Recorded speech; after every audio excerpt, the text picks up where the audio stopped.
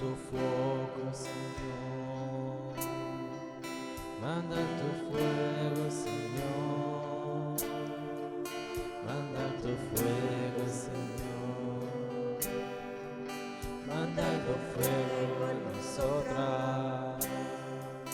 Manda tu fuego, Señor. Manda tu fuego, Señor. Manda tu fuego, Señor, a nosotras. Manda tu fuoco, Signore, nei nostri cuori, Signore, a riscaldarci, Signore, a consolarci, Signore. Manda tuo fuoco, Signore, manda il tuo spirito, Signore, manda il tuo sangue, Signore, in mezzo a noi. Manda il tuo fuoco, Signore, manda il tuo fuoco, Signore, manda il tuo fuoco, Signore, manda il tuo fuoco su di noi. Manda il tuo fuoco, Signore, manda il tuo fuoco, Signore, manda il tuo fuoco, Signore, su di noi. Alleluia,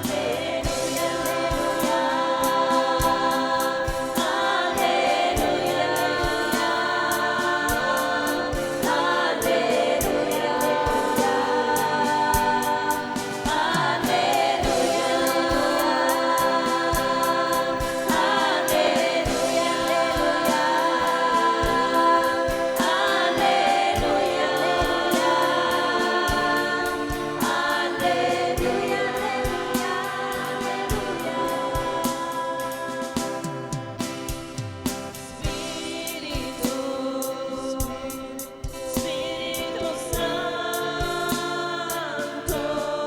soffia su noi, soffia su noi.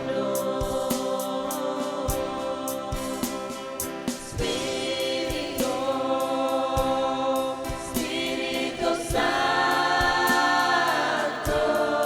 soffia su noi, soffia su noi.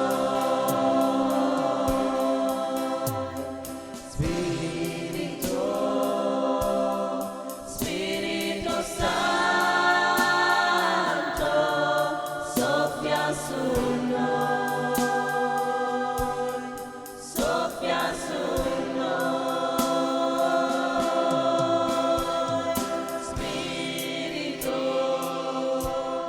Spirito Santo, soffia su noi, soffia su noi.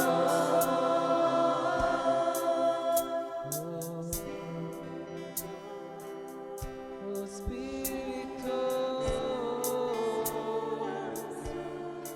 soffia su noi, soffia su noi, soffia su noi.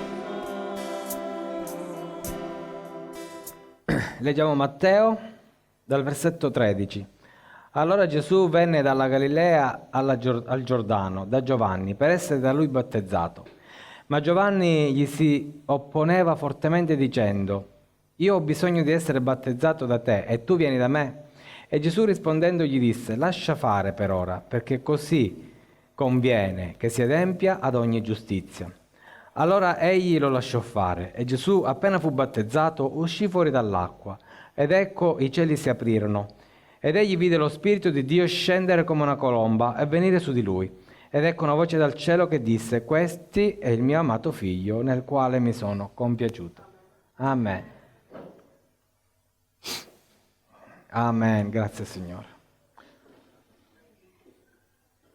Oggi parliamo di come Gesù abbia iniziato il suo ministero e di come anche poi l'ha finito. Gesù ha iniziato il suo ministero con il battesimo. Gesù noi sappiamo che era Dio, mentre era qua è ancora Dio, grazie a Dio, giusto? Amen? Ma all'epoca era vero uomo e vero Dio, in quanto vero uomo e vero Dio è venuto in questo mondo e a Dio è piaciuto che iniziasse il suo ministero seguendo delle regole, ovvero il battesimo, battezzandosi. Gesù aveva bisogno di battezzarsi. Se Gesù era Dio, in lui c'era la pienezza della Trinità, della divinità. In lui c'era già lo Spirito Santo e in lui già c'era anche la potenza del Padre.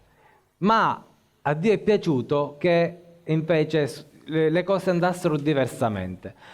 Dio ha voluto che Gesù fosse battezzato e che questa unione con lo Spirito Santo fosse di nuovo, diciamo così, portata a compimento in maniera visibile. Tutti hanno potuto vedere che lo Spirito Santo è sceso su Gesù e tutti hanno potuto sentire anche che il Padre ha parlato. Si sono aperti i cieli e il Padre ha fatto sentire la sua voce, nel senso che si è compiaciuto del Figlio perché ha ubbidito e si è mosso secondo il cuore del Padre. Quindi non ha fatto niente di più, niente di meno di quello che era già un desiderio da parte di Dio e nello stesso tempo, portando a compimento quel desiderio, ha fatto sì che i presenti potessero avere una testimonianza che non era solo quella di Giovanni. Giovanni ha testimoniato di Gesù, ecco l'agnello di Dio che toglie il peccato del mondo, ma Gesù è stato, i cieli si sono aperti su Gesù perché il Padre stesso ha voluto testimoniare su Gesù. Il Padre stesso ha voluto testimoniare di Gesù e lo Spirito Santo ha voluto testimoniare che la gloria di Dio era su Gesù. Amen? Perché? Per una semplice ubbidienza. Questo ci deve insegnare una cosa, che le piccole cose che a noi sembrano inutili, in realtà le persone ci stanno guardando e lo Spirito Santo agisce in quelle piccole cose. Che cosa era il battesimo? Che cosa gli ha detto Giovanni? Io devo essere battezzato da te. Questa era la cosa logica da fare. Invece Gesù dice no, lascia che così avvenga. Quindi Gesù ha permesso che fosse fatta qualcosa di illogico e di particolare, di particolarmente semplice. Amen?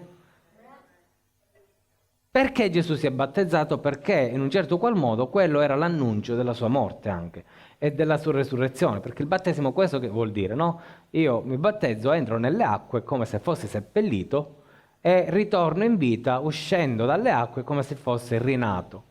E infatti oggi parleremo anche della nuova nascita, ma quello che più ci interessa è il passaggio che Gesù ha dovuto percorrere per arrivare ad un certo livello.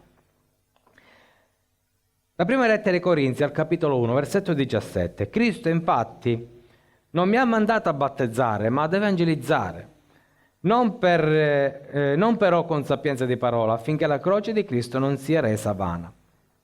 Guardate che è Paolo che parla, e Paolo dice io non sono stato mandato a battezzare. Perché dice così? Perché Paolo guarda ad un altro tipo di battesimo, che è quello della conversione, perché dice io annuncio il Vangelo. E questo annuncio di Vangelo deve suscitare qualcosa nel cuore delle persone. Questo è il battesimo nel corpo di Cristo e questo è quello che conta di più. Che fa? Paolo non li battezzava le persone? Certo che le battezzava le persone, e ci mancasse. Ma il suo era dimostrare che Gesù era vivo. Il suo intento era dimostrare che Gesù era vivo e vegeto. Al versetto 18, infatti, il messaggio della croce è follia per quelli che periscono, ma per noi che siamo salvati è potenza di Dio. Dillo alla persona accanto a te, potenza di Dio. Perché è vero che nel battesimo si è rivelata la potenza dello Spirito Santo su Gesù, ma la croce diventa potenza per la nostra vita.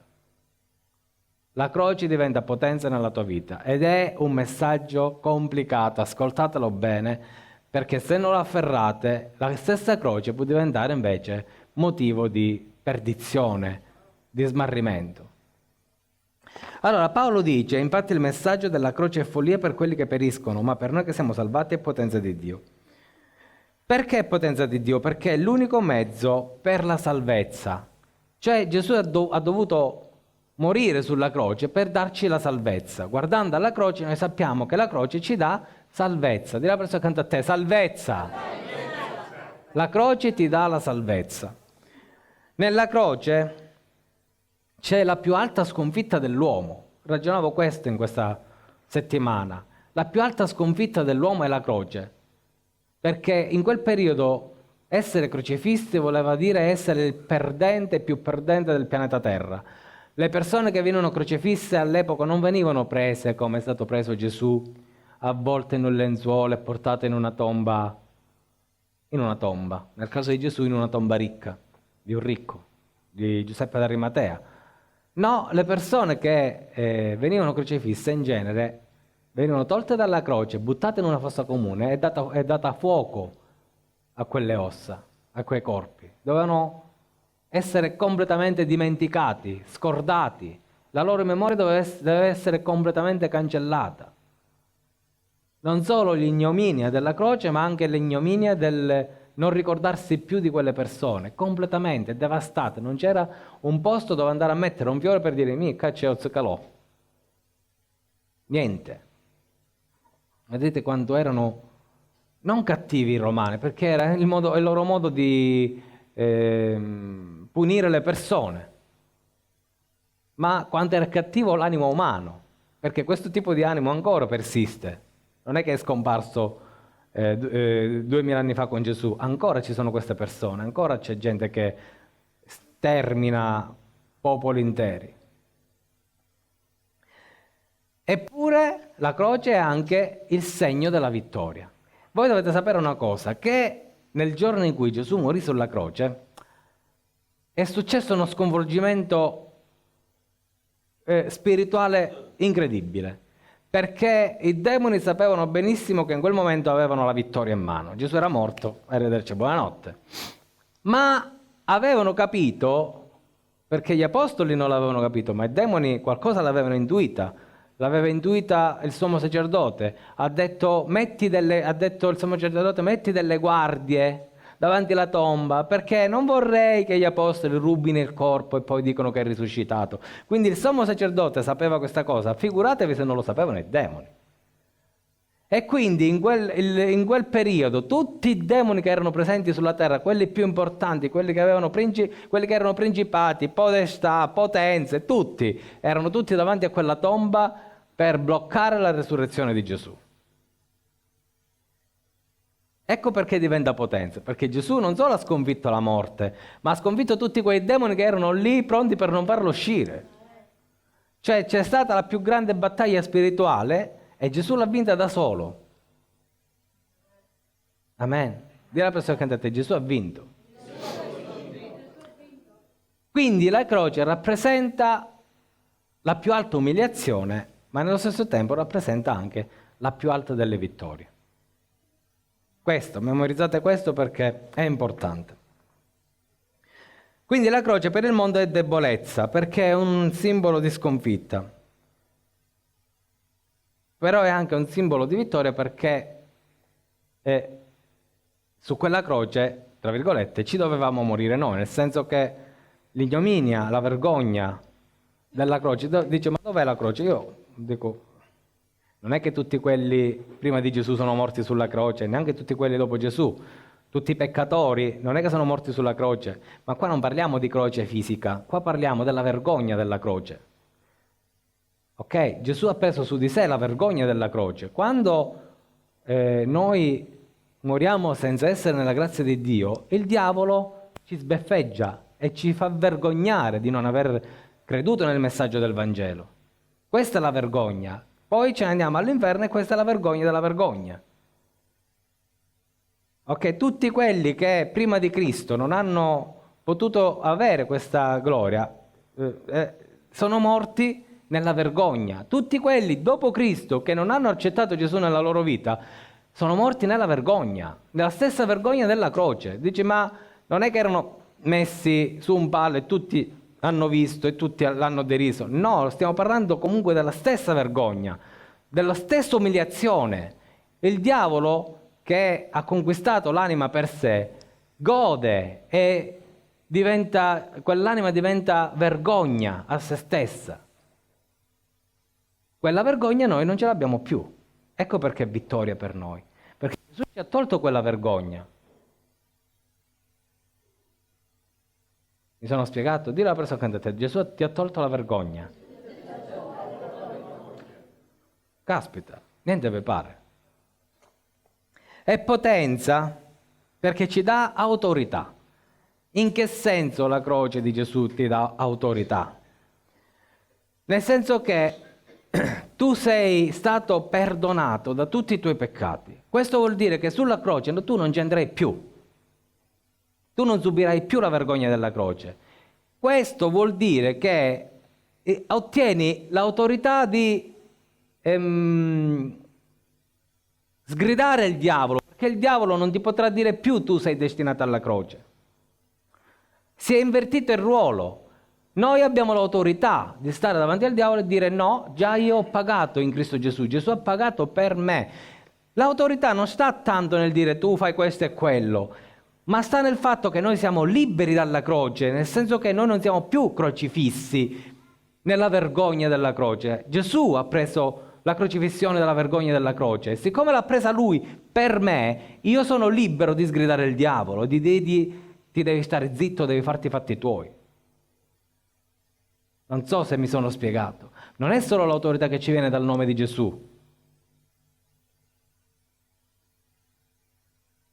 Distinguiamo queste due cose. Perché Gesù è arrivato a un certo punto, mi potrà dire, ma io non ti conosco, operatore di iniquità. Ma come Signore, io ho scacciato i demoni nel tuo nome, ho guarito le persone nel tuo nome. Il nome di Gesù è sempre potente. Sia che siamo salvati, sia che non siamo salvati. Ce ne sono tanti guarigioni nel mondo senza Gesù, eppure le persone nel nome di Gesù guariscono. Non parlo di fratelli, sorelle, parlo di manifestazioni particolari. Ma l'autorità vera è quella che ci viene dalla croce. L'autorità vera è quella che ci viene guardando alla croce e sotto quella croce c'è il diavolo che piange e noi possiamo dirgli che cosa vuoi? Hai perso. Gesù ci ha dato la possibilità di non salire sulla croce perché c'è salito Lui, e questo ci dà la forza, toglie la vergogna da noi. Ecco, se io mi vergogno di qualcosa, non ho autorità. Ma siccome Gesù ha tolto questa vergogna dalla mia vita perché se l'è presa Lui, io non dovrei più vergognarmi di essere quello che sono. Dice, ma sempre pecco. Vero, è sempre pecchi, ma se tu già sei giustificato, puoi andare a Cristo, Gesù subito ti guarisce, subito ti libera, subito ti dà la riabilitazione, non vuol dire niente. Va bene? È come se tu hai la patente e la perdi, non è che non puoi guidare sul momento, ma fai la richiesta, ti ridanno il duplicato e puoi guidare di nuovo. Non è che devi andare a fare di nuovo tutto l'esame da capo. Amen. Cioè già siete unti per fare quella cosa. Poi è normale che possiamo cadere, ma l'unzione che è in noi, l'autorità della croce, ci dà la possibilità di togliere la vergogna dalla nostra vita. È la croce che ti libera dalla vergogna. E chiedere perdono, dici, Signore, ho sbagliato, basta. Il Signore ti dice, non ti preoccupare, sei riabilitato. Solo non prendiamo il vizio, ecco, l'abitudine di fare della libertà quello che noi vogliamo. Dobbiamo comunque fare un cammino di santità. E la croce è comunque un cammino di santità. E ora ve lo faccio pure vedere. Quindi, la croce è vita e morte. Vita per quelli che non capiscono il senso della libertà che la croce ci ha dato. Nel senso che se io non capisco che cosa vuol dire veramente la croce nella mia vita, per la mia vita, allora vuol dire che ancora sono nella condanna. Nel senso che io non ho capito che sono libero dalla vergogna, sono libero dallo scandalo davanti ai demoni, sono libero dalle follie dei principati e delle potestà.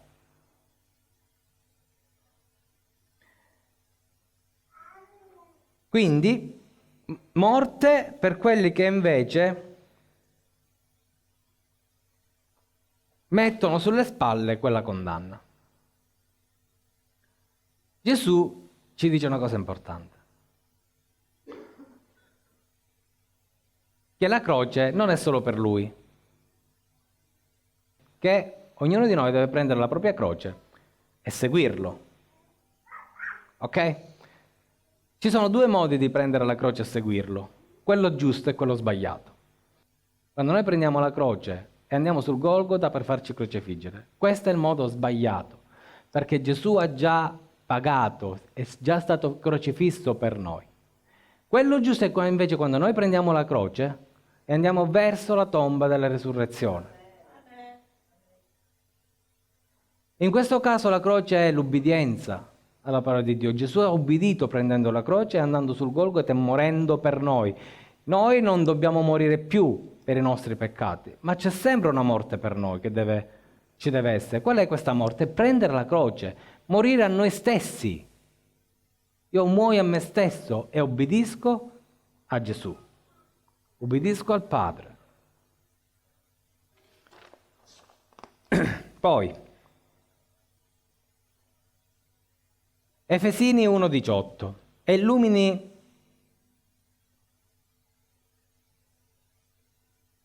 c'è un altro modo di interpretare la croce,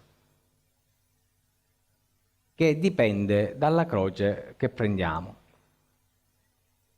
Perché ognuno di noi percepisce la croce in maniera diversa. Ma c'è chi la prende,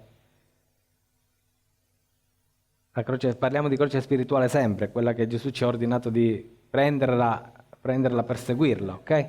Ed è una croce tanta che ci mettiamo al collo. E già quella diventa pesante.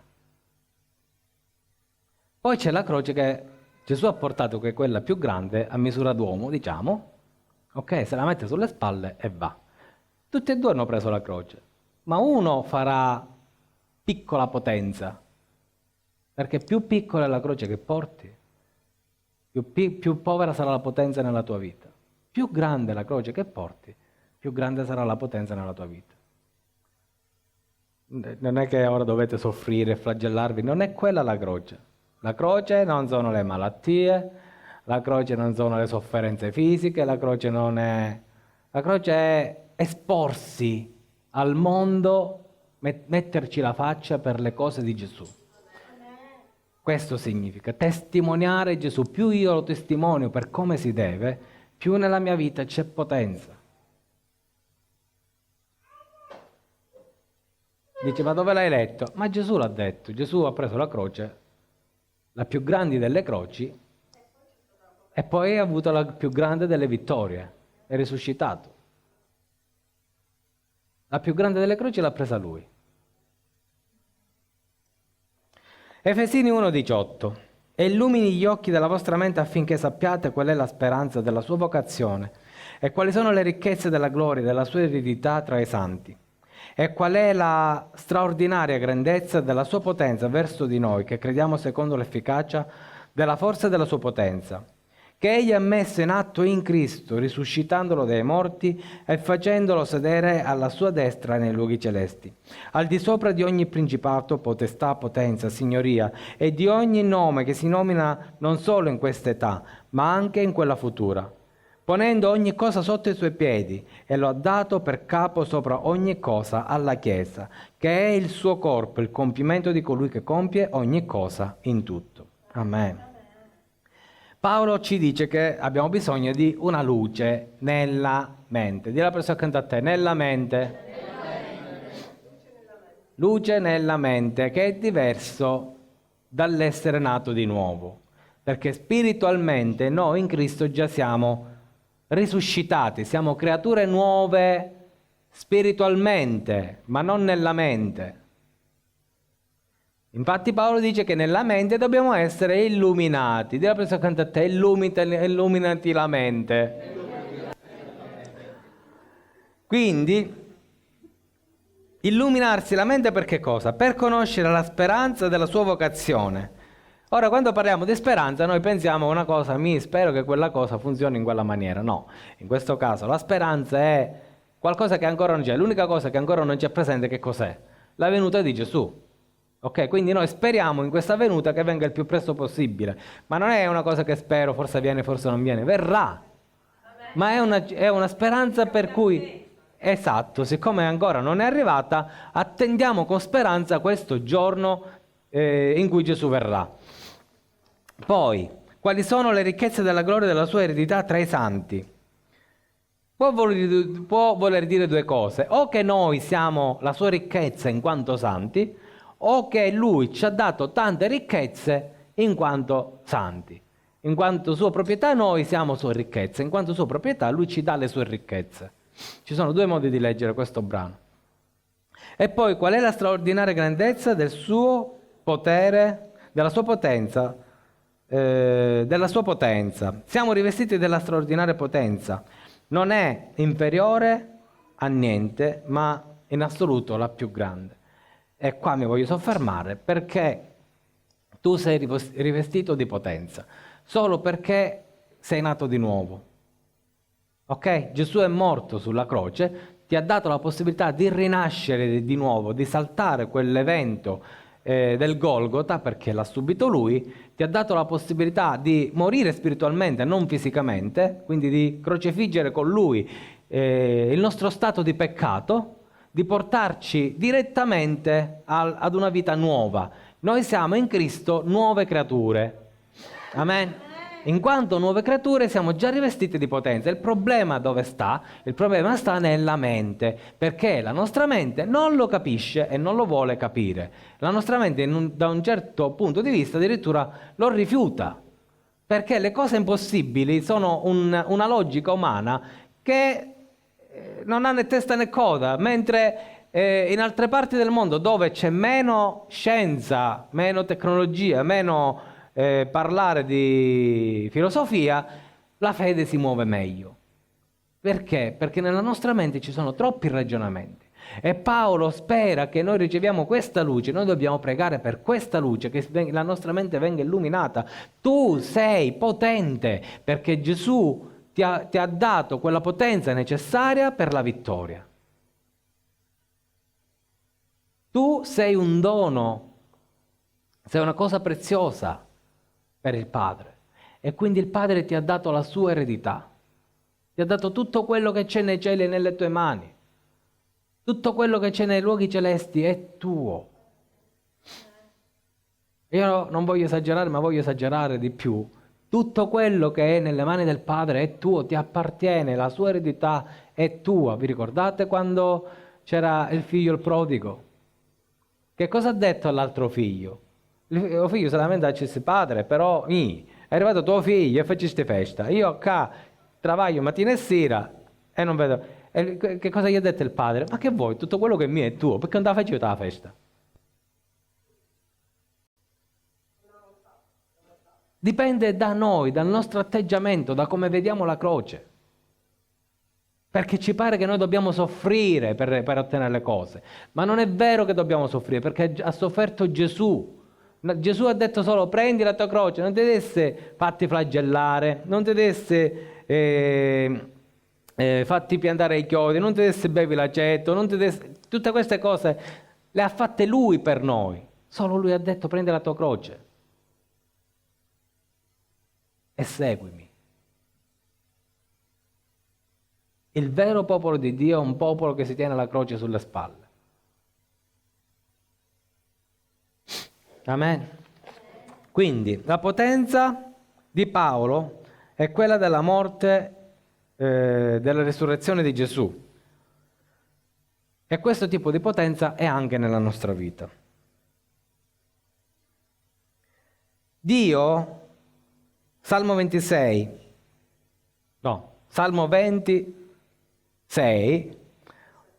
ora so che l'Eterno salva il suo unto. Gli risponderà dal suo cielo santo con la forza salvatrice della sua destra. Ricordatevi, di la persona accanto a te: destra. Perché la destra di Dio è la potenza sua manifestata, è la più alta. Ma dice: ma Dio non è tutto potente.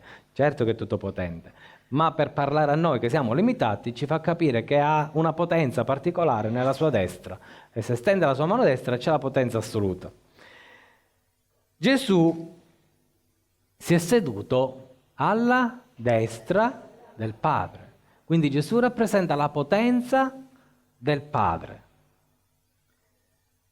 Efesini 1:21: al di sopra di ogni principato, potestà, potenza, signoria e di ogni nome che si nomina non solo in quest'età ma anche in quella futura. Cioè Dio ha posto Gesù alla sua destra e ha reso il suo nome al di sopra di ogni spirito.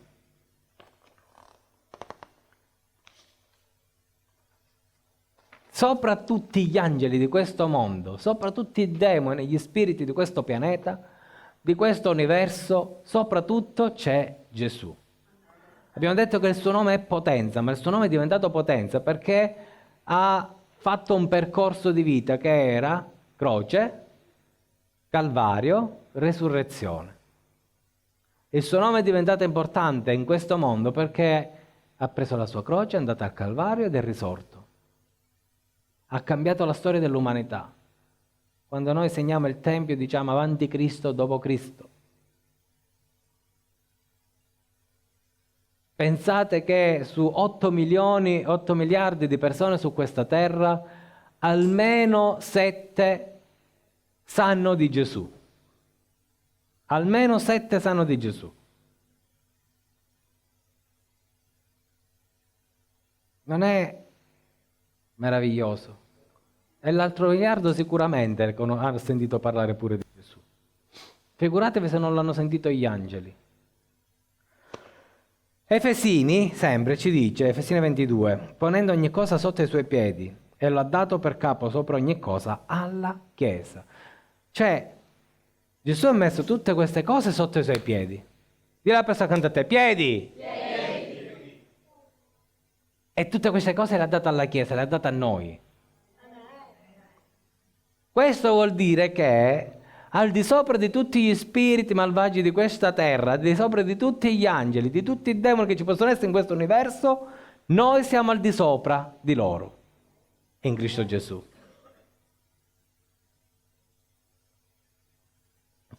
Dì alla persona, tu sei al di sopra dei demoni.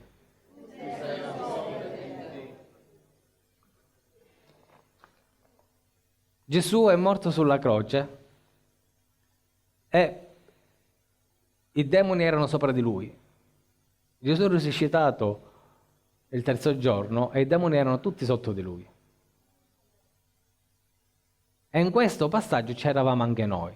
Gesù ha preso tutte le nostre follie, tutti i nostri peccati, tutte le nostre malattie, tutte le nostre incredulità, pure le incredulità, tutte sulla croce. I demoni calpestavano Gesù perché c'erano i nostri peccati. Quindi è importante, Efesini 2,6,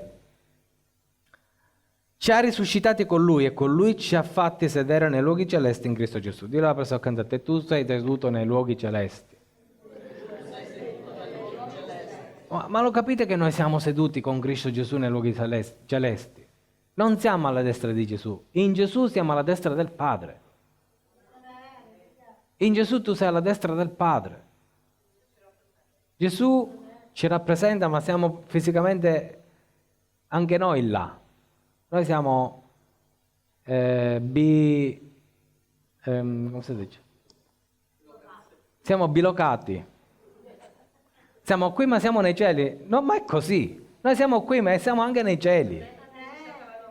Esatto, però non siamo onnipresenti, solo Gesù è onnipresente. Gesù è lì, qui, lì, là, è dappertutto Gesù. Noi possiamo essere solo in 2 punti nella storia, in Cristo Gesù. Dopo Cristo nella nostra vita noi siamo in 2 punti, qui e nei luoghi celesti. Siamo bilocati, non bilocali, bilocati. E gloria a Dio. È importante capire che non c'è risurrezione senza morte. Dice, ma noi, Gesù è morto per noi dobbiamo morire di nuovo. Noi dobbiamo morire di una morte che non è quella. Va bene? Perché quella la morte di Gesù ci ha dato la possibilità di non avere più vergogna davanti al diavolo. Il diavolo si dovrebbe vergognare quando incontra noi, perché noi siamo in Cristo e lui no. Ok?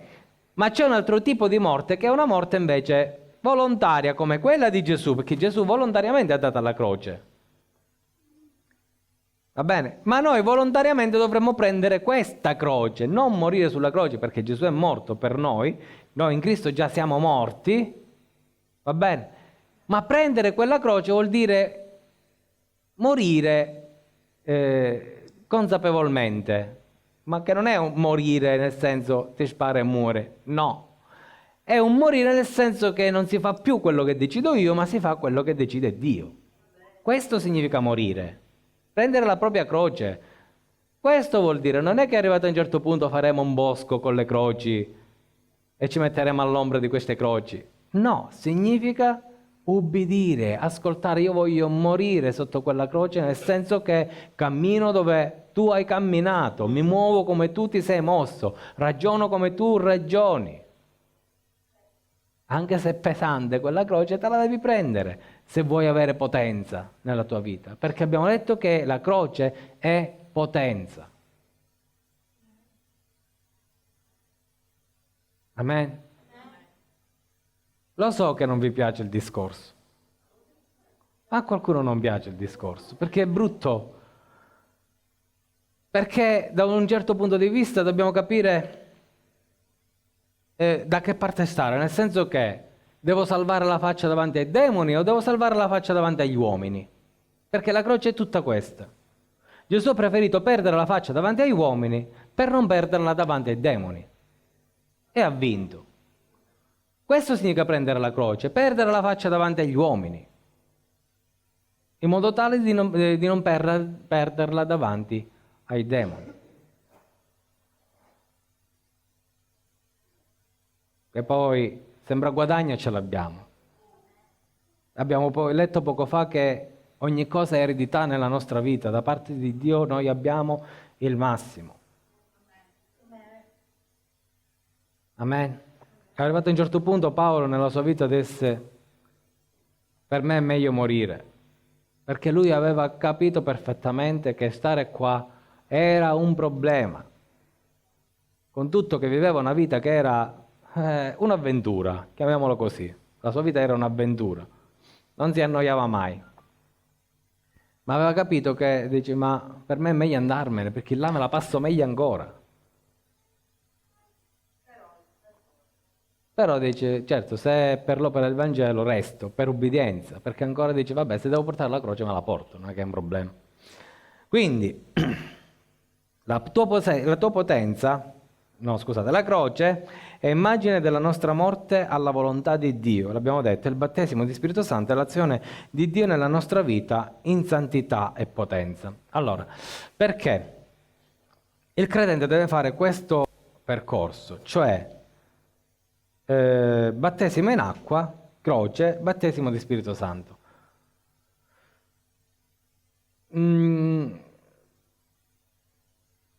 Diciamo che ognuno di noi deve prima morire a se stesso, quindi il battesimo è inteso come liberazione del vecchio uomo, ma per arrivare a questo presupposto devo morire a me stesso e poi devo ricevere il battesimo dello Spirito Santo. Ma lo Spirito Santo non è solo conferimento di potenza, ma è conferimento di potenza, ma anche quello che ci aiuta poi a prendere questa croce. Gesù infatti che cosa ci dice? Io vi do il Consolatore, il Paracletos, che in realtà significa uno che vi aiuta. Lo mette accanto a voi che vi aiuta, quindi la croce neanche da sole la portiamo. Ce la alleggerisce lo Spirito Santo. Quindi la potenza si rivela nella grandezza della croce. Più grande è la croce che porti, più grande quindi è, più ci metti la faccia, ecco, più non ti vergogni del tuo Gesù, più hai potenza nella tua vita. 1 Corinzi 1,18, il messaggio della croce è follia per quelli che periscono, cioè quelli che si vergognano. Quelli che si vergognano della croce muoiono. Possono avere la potenza del nome di Gesù e guarire le persone, ma se si vergognano del messaggio della croce, c'è un problema serio nella loro vita. Quelli che credono di essere sufficienti a loro stessi, perché poi ci sono quelli che pensano, no vabbè, ci posso arrivare tranquillamente dove voglio da solo, non c'è bisogno della croce, non c'è bisogno di Gesù. E poi 1 Corinzi 2,4, la mia parola e la mia predicazione non consistono in parole persuasive di sapienza umana, ma in dimostrazione di spirito di potenza. Perché quando noi abbiamo veramente preso la nostra croce, veramente seguiamo Gesù, veramente noi possiamo suscitare e veramente lo Spirito Santo si può servire di noi per grandi cose. Noi limitiamo la potenza dello Spirito Santo, non è lo Spirito Santo che è impotente. Non è lo Spirito Santo che non sa fare quello che deve fare. Siamo noi probabilmente che ancora non siamo morti a noi stessi, non prendiamo la nostra croce per come dovremmo. Siamo noi che ancora pensiamo, filosofeggiamo, ragioniamo, no? Siamo noi che ancora cerchiamo di fare le cose senza interpellare lo Spirito Santo, senza dire Signore, ma questa cosa la posso fare? Noi possiamo fare tutte le cose nobili di questo mondo. Tutte le cose nobili di questo mondo possiamo fare. Giovanni disse, Signore, la cosa più nobile che tu puoi fare è battezzarmi. E Gesù che cosa gli ha detto? No, tu devi battezzare me. Gesù si è sottomesso a uno che era sotto di lui. Quindi tutte le cose nobili che noi possiamo pensare di fare, se noi non le mettiamo sotto la volontà di Dio, sono inutili. Perché noi al Golgota ci possiamo andare anche senza croce, ma quel cammino è inutile nella nostra vita. Perché arriviamo là, punto, finì. Manco possiamo morire sulla croce perché manco l'abbiamo portata. Ci guardiamo il panorama. Per finire Marco 16,17. E questi sono i segni che accompagneranno quelli che hanno creduto. Nel mio nome scacceranno i demoni, parleranno lingue nuove, prenderanno in mano i serpenti, e anche se berranno qualcosa di mortifero, non farà loro alcun male. Imporranno le mani ai malati e questi guariranno. Quanti di noi hanno mai scacciato demoni? Noi parliamo in lingue, ok, ma questi sono segni. Il segno è quando noi riconosciamo qualcosa da un segno. Il diavolo un giorno imporrà un segno all'umanità. Noi in Cristo siamo segnati, abbiamo un nuovo nome nei cieli. Ma in questa terra il nostro segno non è quando ci facciamo belli, che ci facciamo la barba, ci trucchiamo e ci vediamo ben vestiti. Questi sono segni che possono fare tutti. Neanche le belle opere sono segni, perché le fanno tutti in questo mondo. Pure i buddisti induisti, tutti possono fare belle cose. Ma lo Spirito Santo in noi deve essere per forza potenza. Tu devi per forza imporre le mani e guarire le persone. Tu per forza devi liberare le persone spiritualmente. Tu per forza devi parlare lingue. Questi sono segni che accompagnano il credente. E se tu non hai questi segni, vuol dire che c'è un problema ancora. Qual è il passaggio che hai saltato? Dov'è che ancora non sei arrivato? Ti manca il battesimo dello Spirito Santo? Ma chiedilo, ci dici Signore, battezzami. Ma ve lo dico io qual è il problema più grosso? È la croce.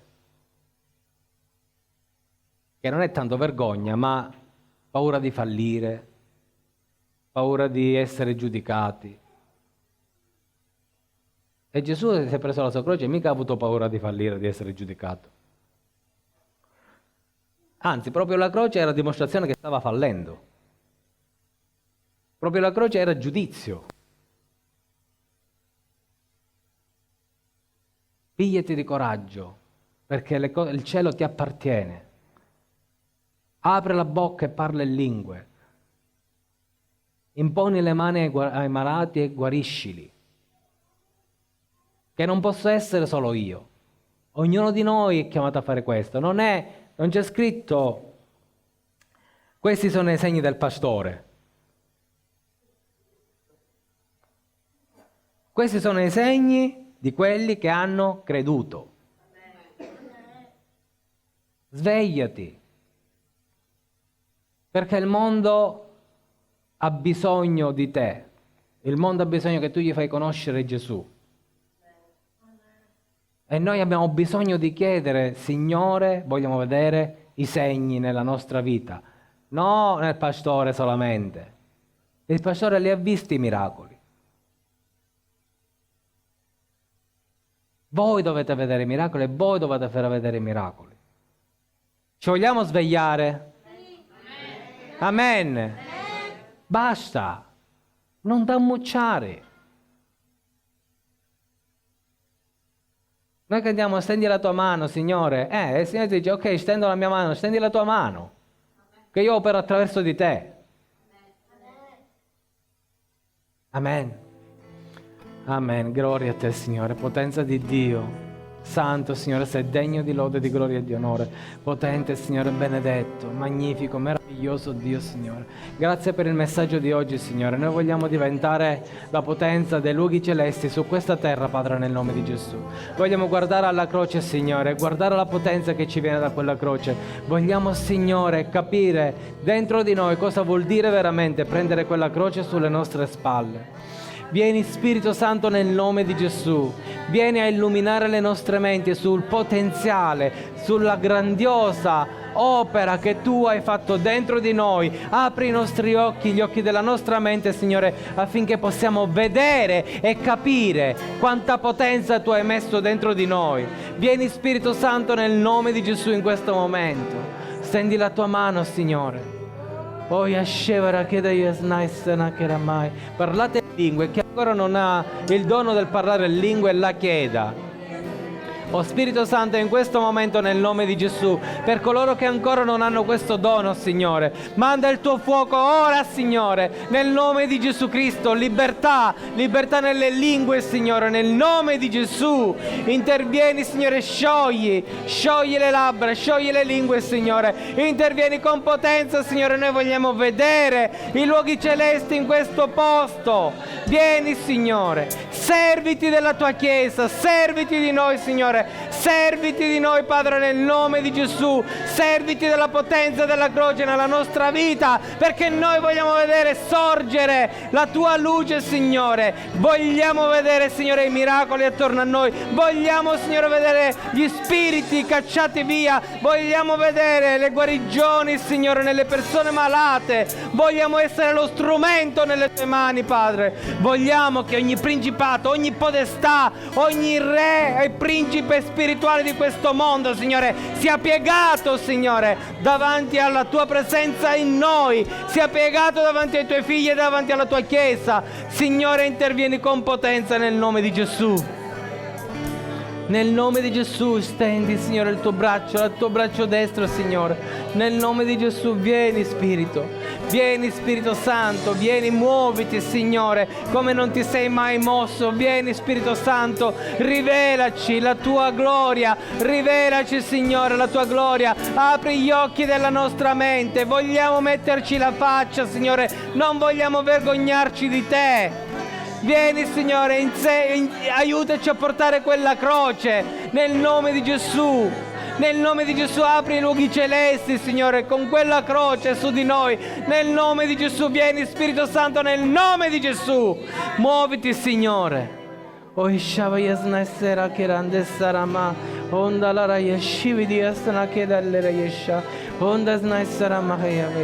Alzate le mani in alto. Oh Signore, per queste mani alzate manda, Signore, la tua unzione.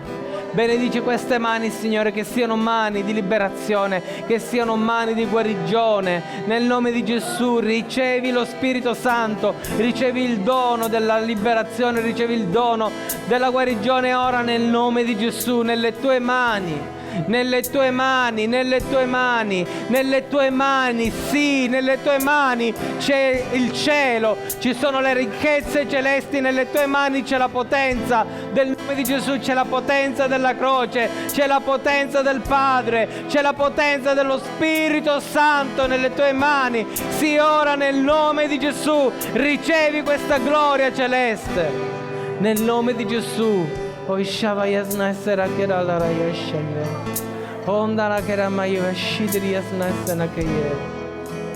Horia shadara kara yasna sana yeshi. Horia sara kera yashadara malara kera andesnai. Ini vini yashava di yaslai kera yeshaye. Horia snai nikiye. Metti la tua mano ora dove ti fa male, dove hai dolore. Nel nome di Gesù. E invoca il sangue di Gesù, invoca la potenza di Gesù. Grazie Signore perché tu sei potenza, tu sei gloria, tu ci hai dato qualcosa di meraviglioso che è nei cieli e ce l'hai data nelle nostre mani. E per questo tesoro Signore che hai messo in noi, per il sangue di Gesù, per quella croce meravigliosa, per il nome di Gesù, Signore, guarisci ora. Guarisci ora Signore dove abbiamo dolore, guarisci ora Signore dove abbiamo fastidio. Nel nome di Gesù ogni male se ne deve andare ora, nel nome di Gesù. Stendi il tuo braccio Signore, libera Signore le menti, libera le orecchie Signore, libera Padre i dolori alle ossa, all'intestino, nel nome di Gesù. Vieni Signore, ogni forma di reumatismo se ne deve andare via ora questa sera, nel nome di Gesù Cristo. Oh Ishava Yasna Sera che la randa Shadana Himara che la Yeshada randa Snaisena che la Rayeshaye. Oh la rakera yesara la yashidini asnaisana. Onda la rakire mini yeshayena isnai. Guariscici Signore, liberaci da ogni spirito di infermità, di diabete Signore, di pressione alta. Nel nome di Gesù intervieni Signore. Muoviti, tocca le nostre orecchie, il nostro naso, i nostri occhi Signore. Manda la tua guarigione Padre nel nome di Gesù ora, questa sera, su ognuno di noi Signore. Gloria a te Signore, tu sei santo e degno di lode, di gloria e di onore.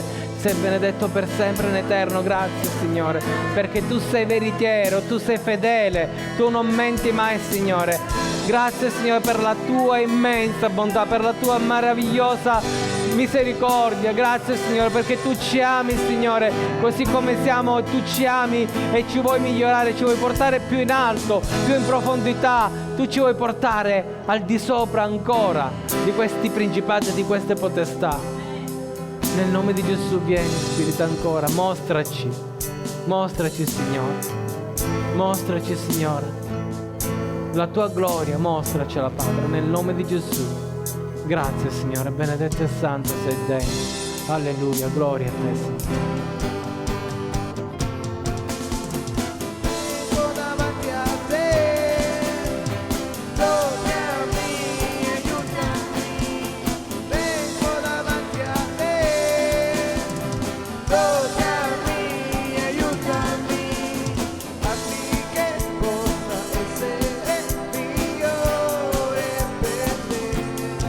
Perché non voglio più stare ferma, non voglio più bloccarmi, non voglio più, perché non voglio più stare ferma, non voglio più bloccarmi, non voglio più.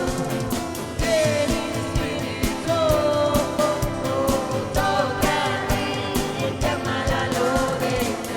Vieni Spirito, toccami e chiamami. Glorioso Re, stupendo sei, incredibile, invincibile. Glorioso Re, stupendo sei, incredibile, invincibile. A te va la lode, a te va l'onore, perché tu sei tutto per me. A te va la lode, va l'onore, perché tu sei tutto per me. Vieni Spirito, toccami e chiama la lode. Vieni Spirito, toccami e chiamami. Sei la mia ninfa che nutre l'anima, sei ciò che è di prezioso perché hai cambiato tutto in me. Voglio essere una fonte d'acqua viva, voglio essere un faro che conduce a te, non voglio più nascondere.